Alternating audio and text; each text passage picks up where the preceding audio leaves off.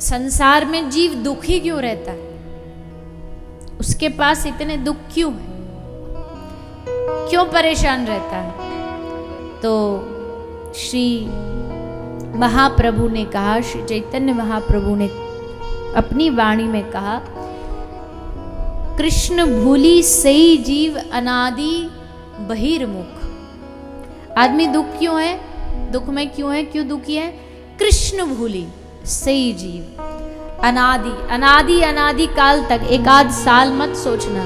कोई बोले कोई भगवान को भूल गए, चलो अभी दुखी हैं फिर सुखी हो जाएंगे। नहीं नहीं, सुख होते हुए भी दुखी रहेंगे।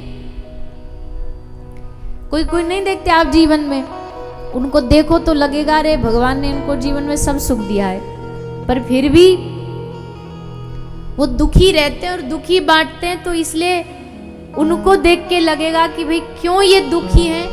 कृष्ण भूली से जीव, सब कुछ है उनके पास, फिर भी दुखी हैं क्यों? भगवान को भूल गए।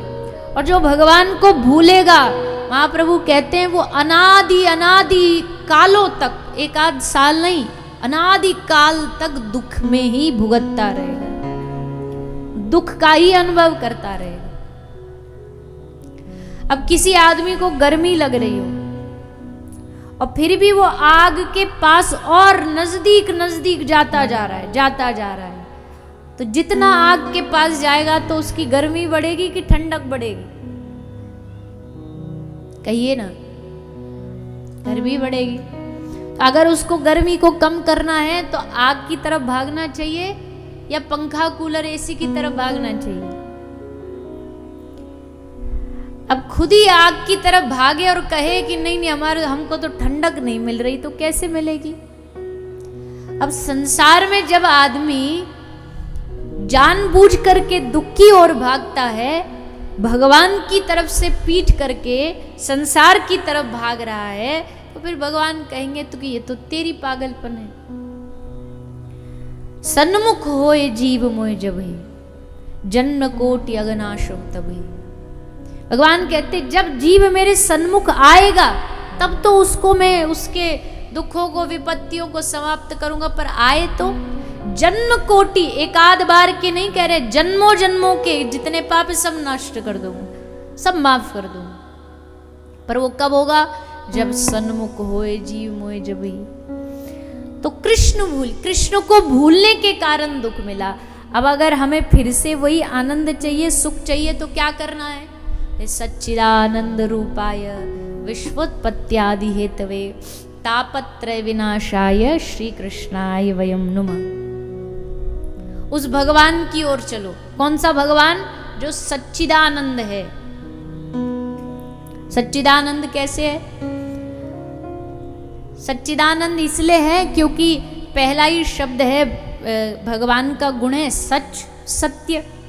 भगवान का पहला गुण है सत्य। और सत्य की व्याख्या करते हुए ग्रंथ और महापुरुष कहते हैं अपनी अपनी वाणियों में, सत्य उसको कहते हैं जो कभी मिटता नहीं है, जो कभी खत्म नहीं होता, जिसका कभी अंत नहीं होता। अब जिसका कभी अंत नहीं होता ऐसा क्या है दुनिया में? बताओ क्या है?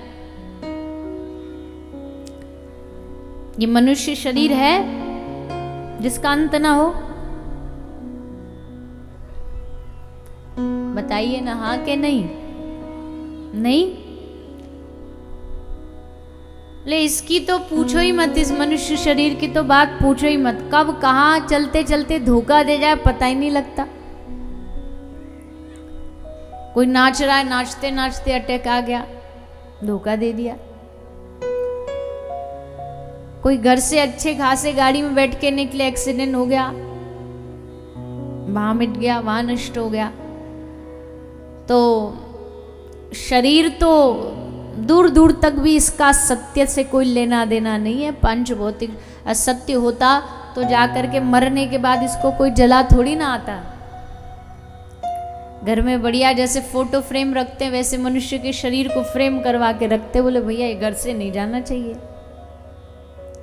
पर फ्रेम छोड़ो, एक दो चार दिन छोड़ो, एक दिन में सुबह मृत्यु हुई तो शाम तक तो होते होते उसको जा करके दाह संस्कार करके घर आ जाते हैं। इससे ज्यादा घर में नहीं रखना, बोले भैया ये घर में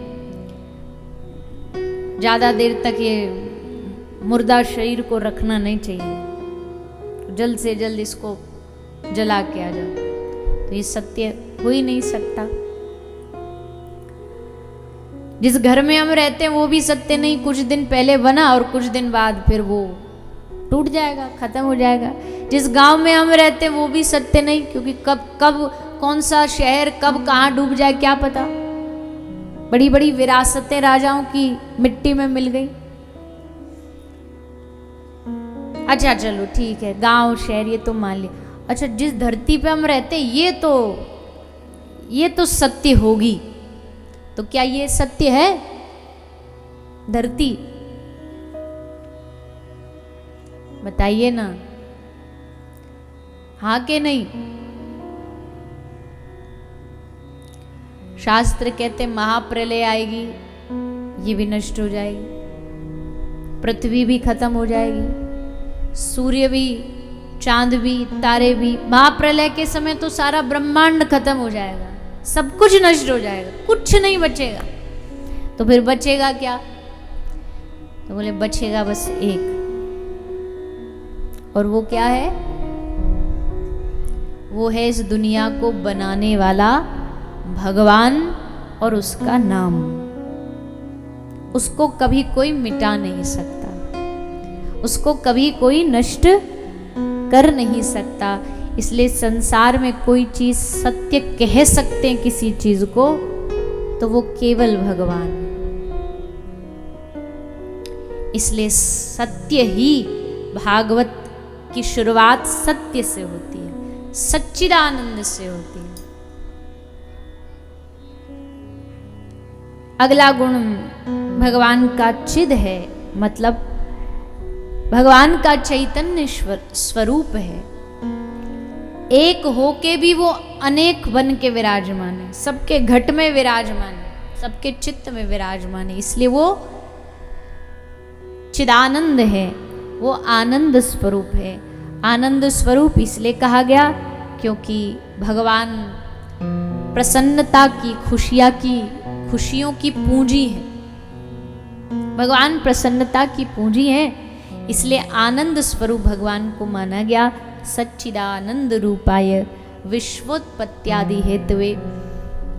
कार्य क्या है भगवान के? बोले भगवान विश्व को बनाते हैं, विश्व को चलाते हैं, विश्व का संहार करते हैं, ये सब काम भगवान ही करते हैं। हम ज्यादा से ज्यादा एक पेड़ जाके पौधा बीज लगा देंगे, पर अब उस बीज को धीरे धीरे एक एक करके हर दिन हर महीना बड़ा करना, ये कौन करता है? ये भगवान करते हैं, ये भगवान के द्वारा किया जाता है। ये हवा किसके द्वारा चल रही है? ये हवा भगवान के द्वारा चल रही है। एक सेकंड के लिए अगर वो सारी दुनिया की हवा रोक दें तो सबकी हवा निकल जाएगी, सारी दुनिया यहाँ धरती पर मुर्दों की भांति पड़ी रहेगी। एक सेकंड लगेगा भगवान को सारी दुनिया को नष्ट करने में। तो पालन भी वही कर रहे हैं, जब तक वो चाह रहे हैं दुनिया चल रही, जिस दिन नहीं चाहेंगे उस दिन नष्ट हो जाएगी। संहार भी वही करेंगे। तो विश्वोत्पत्त्यादि हेतवे और तापत्रय विनाशाय। शास्त्रों ने 3 प्रकार के दुख, दैविक भौतिक दुख बताए हैं, उनको भी नष्ट भगवान करते हैं। कौन भगवान? श्री कृष्णाय वयम नमः। श्री कृष्ण भगवान जो इस संसार को, इस दुनिया को, इस ब्रह्मांड को चला रहे हैं, इस संसार की, विश्व की उत्पत्ति, पालन, संहार करते हैं, ऐसे भगवान श्री कृष्ण।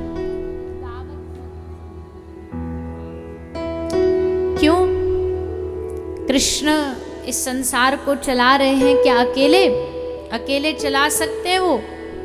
बोले हर एक व्यक्ति को अपने जीवन में कहीं ना कहीं से थोड़ा ऊर्जा चाहिए होती है, एनर्जी चाहिए होती है। तो श्री कृष्ण की ऊर्जा ये कहाँ से आती है? ले श्री कृष्णाय। जो श्री कृष्ण की ऊर्जा है वो है श्री। श्री मतलब राधा रानी। राधा रानी श्री कृष्ण की ऊर्जा है और उन्हीं ऊर्जा को, उन्हीं शक्ति और शक्तिमान दोनों को भागवत जी प्रणाम करती है। श्री कृष्णाय वयम नमः।